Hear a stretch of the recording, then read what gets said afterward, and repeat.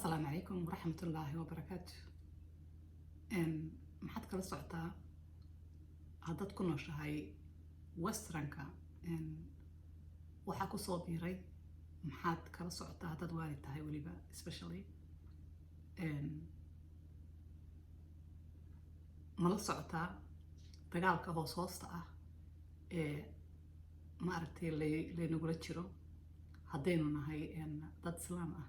maxaad kala socotaa? caawa programkaas ayaan hawada idin soo marinayaa, markaa fadlan programka dhan daawo si aad u ogaatid xeerada salkeedu iyo bointigu iyo waxa soo kordhay si aad u ogaatid. bismillah, assalaamu calaykum waraxmatullaahi wabarakaatu. aad baan idin salaamayaa walaalaha dhammaantiin meel kasta oo dunida dacaladeeda aad ka joogtaan. waa gabadhii nimca galaanahayd oo ma aragtay wax badan hawada ka maqnayd. alxamdulillahi rabbilcaalamiin, waan soo noqday, waan ku faraxsanahay inaan hawada kusoo noqdo. asxaabtii iga soo wardoontay inaan caafimaad qabo ama xaalkayga ay ogaadaan aad iyo aad ayaan idinkaga mahad celinayaa. waxaa kaloo jirta asxaab badan ayaa igu soo biirtay, walaalo badan intii aan channelka aan hawada ka maqnaa. walaalayaal, waxaan igu soo dhaweynayaa gacmo furan, qalbi furan iyo laab furan. magacayga waa nimca galaan. channelkayga waxaan kusoo gudbiyaa programo aada u kala duwan, hadday noqoto qoysaska, maaragtay familiyada, caruurta, nolosha qurbaha,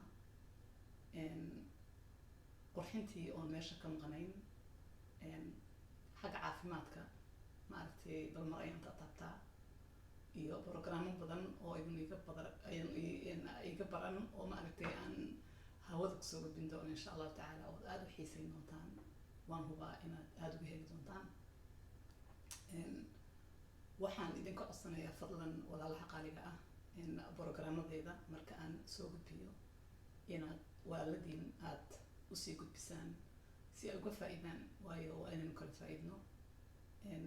maaragtay aydan la baqaylin inaad maaragtay haddaad ka heshay videoga ama sure inaad ka heli doonta aada ugu taageertaan inaad suulasha taagtaan, waayo suulasha markaad taagtid videogu dad badan ayuu gaarayaa oo maaragtay ka faa-ideysanaya.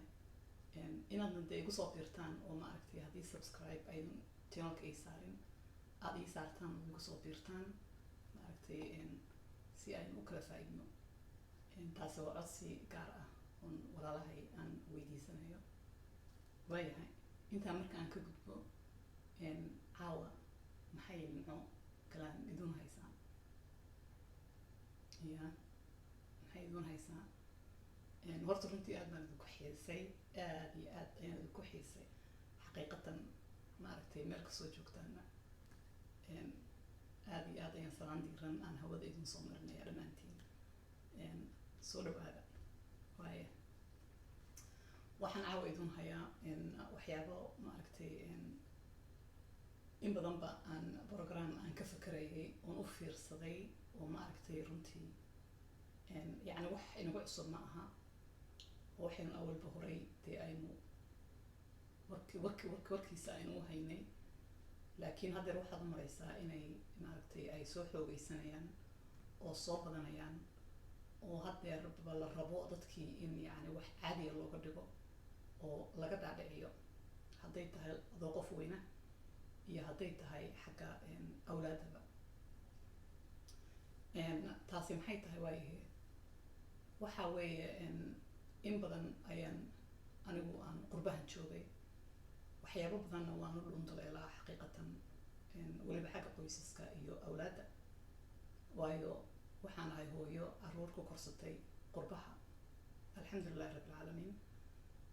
waxyaabaha igu kalifay inaan programadan oo kale aan idin soo gudbiyana runtii saas ayaa ka mid ah, waayo aad ayay anigu caruurtu ay igu dheer tahay xaqiiqatan.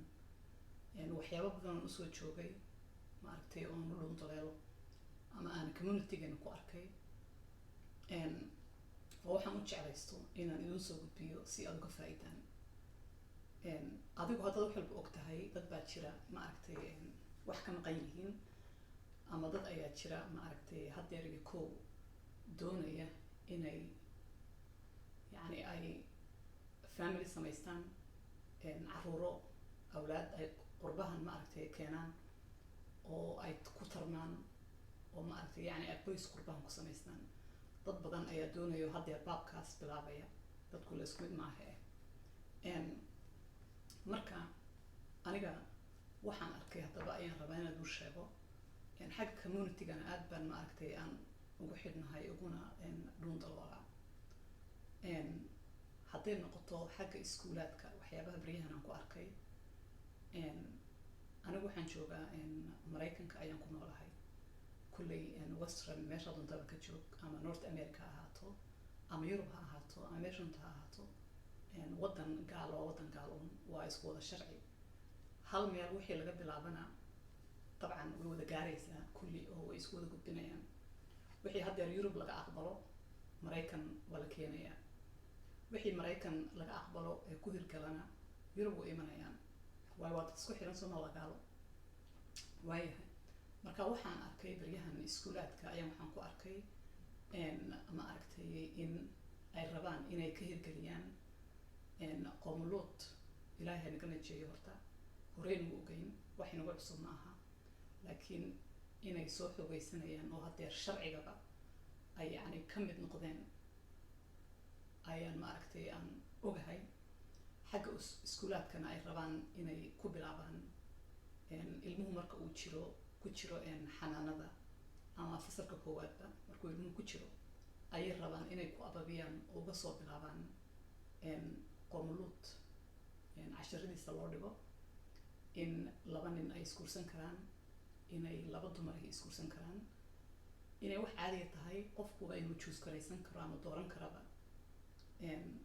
hadduu rabo inuu nin iska dhigo iyo hadduu rabto inaad iska dhigtidba yani inay casharada u dejiyaan ayay doonayaan oo ilmihii marka maskaxdiisu ay furan tahay weeye wax kasta ilmuhu qabto marka taasi waa kow waa xagga iskuulaadka inay sheekada kasoo bilaabeen meelo badanna waa laga hirgeliyey hadday noqoto Europe iyo Maraykankaba laakiin tartiib tartiib wixii iswata iska hadlo waxay rabaan is wada gaarsiiyaan marka intiina u warqabta ma aragtay u dhuun daloosha waad ogtihiin intii aan ogeyn ama inta haddeer ka bacdi doonaysa inay family ay ku noqoto qurbaha ama ay caruur ku dhalaan oo ku tarmaan qurbaha waxaan idinkula talinayaa walaalayaal waana talo walaaltinimo ayaga wixii yar ee 3 4 5 6 jira hadday kuu joogaan caruur da-aadaa la eg inaad wadankii aad geysid ama meel kale meesha doonto lahaata Africa weliba anigu waxaan idinkula talin lahaa dhul islaam ah weliba anigu waxaan dooq bidi lahaa waa anigu haddaan positionkaa joogo maanta caruur yani yaryari ay joogto oo waa wixii anigu aan samayn lahaa ayaan idin sheegayaa waxaa naftaada la jeceshahay walaalkaan la jeclo soo ma diinta ayna tiri marka wixii da-aadaa la eg inaad wadankii geysaan anigu ayaan qurbe nacas waa isku qurbe nacas laakiin de wuu isdhaadhaamaa laakiin qofka wadankiisa inuu tago wax uga fiican ma jiro oo ilmihii baa xitaa luqadda kuugu baranaya soo ma marka wadankii inaad tagtid qof walba aba xaalkaaga yani ka warqaba in wadankii la geeyo wax ka fiican ma jirto waayo qurbahan wax kasoo naasa cadaanaya ama wax kasoo raynaya wala xaaga ha ka yaabin ama ha u fadhiyin inay kasii darto mooye wax yani kasoo raynaya ma jirto waayo waxaan idin leeyahay qurbaha wax badan baan joogay oo ma aragtay maanta yani sidan aynu ku jirno sanad ka hor xitaa mayan ahayn 2 sano ka hor 5 sano ka hor mayan ahayn adduunyadu way sii bedelaysaa haddeer heerka haddii ay marayaanna sanad 2 sano 3 sano ka bacdi dee dhulkaba iyagaa qaadanaya soo ma marka in waalidiintu ay tashtaan oo labada qof awlaadani ay ka dhaxayso inay tashtaan oo wax aad u wanaagsan. Marka waxaa iga talaa walaalayaal markaan sheekada isku soo duuduubo ma jeceli fiidiyoya dhaadheer oo badan, pointiga ayaan rabaa inaan taabto. inaan fiidiyooga idinku dheereeya ma doonayo, pointigaan rabaa inaan idinku taabto.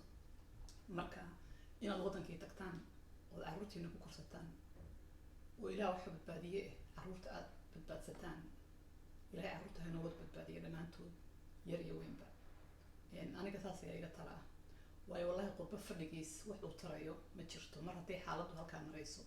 horta dad badan wayba guureen baa la yidhi, Yurub way ka guureen, Maraykanna way ka guureen, kulle intaan warhayo qoysas badan ayaa intii sharciyadan lasoo rogay ka hajiray oo ku noqday ama wadankii ama Africa meel. waana aad wax u wanaagsan runtii marka inaad maaragtay tashataan, waayo haddaad og tahay waxa la iska soo galo waa carruurta. innaga wax bayna uma falayaan, dad waaweyn baynu nahay, laakiin waxa ay rabaan waa awlaadda inay baabi'iyaan, especially carruuraheena maadaama aynu nahay dad muslim ah soo ma. marka adigoo og sharciyadan loo soo dejiyey ee iskuulka looga bilaabayo, qofkay kusii haysanaya carruurtiisa oo dee qurbo ay yani hawo kaga jirto, taa walaal adaa og caafimaadkaaga.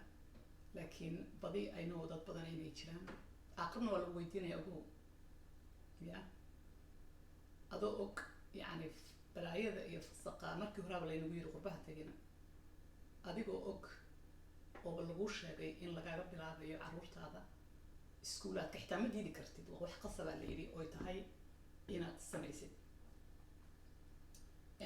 marka inaad ka hajirtaan wadanka oo meelaha tagtaan oo carruurihiina aad ku korsataan ayaa iga tala ah. calaa kulli xaal markaan sheekadii aan isku soo duuduubay, taasi waa dadka carruuraha aan weli qaangaarin ee minorka iyo yariiska haysta. weli minor ma waa carruurta haddeer markay 1 ilaa 2 3 afar hadlaya, waxaa weeye waa dadka carruuraha yar haysta ee sanad ilaa 5 jirka ah ee haddeer iskuulaadka maaragtay raba inay bilaabmaan. dadkaan la hadlayo ay sheekadani qusayso waa dadkaas, iyo dadka haddeer iyo kuwa raba inay ku tarmaan qurbaha oy qoysas ku samaystaan ama carruur ay ku dhalaan qurbaha. labadaas ayay qusaysaa. marka walaalayaal aynu feejignaano, yani futurekeena waa awlaadeena weeyaan. haddii awlaadii laynaga soo galayna inaynu tashano oo aynu maaragtay fikirno oo wixii wanaagsan aynu sameyno oo wax lama huraan ah xaqiiqatan. marka intaas ayaan jeclaystay inaan walaaladay aan hawada ugu soo gudbiyo. wixii su-aalo ah maaragtay commentiga ay dhaafaan, qofkii raba inuu ila soo xiriiro informationkayga halkaas ayuu ku qoran yahay. waxaan idinka rajeynayaa inaad fadlan aad sii gudbisaan programmadan si maaragtay dadku ay uga faa'iidaan. marka waa gabadhiinii walaashii Nimco oo maaragtay idin leh intaan ku kulmi doono programkan ka xigi doona, waxaan idinkaga tegayaa salaamta islaamka oo ah assalaamu calaykum waraxmatullaahi wabarakaatu.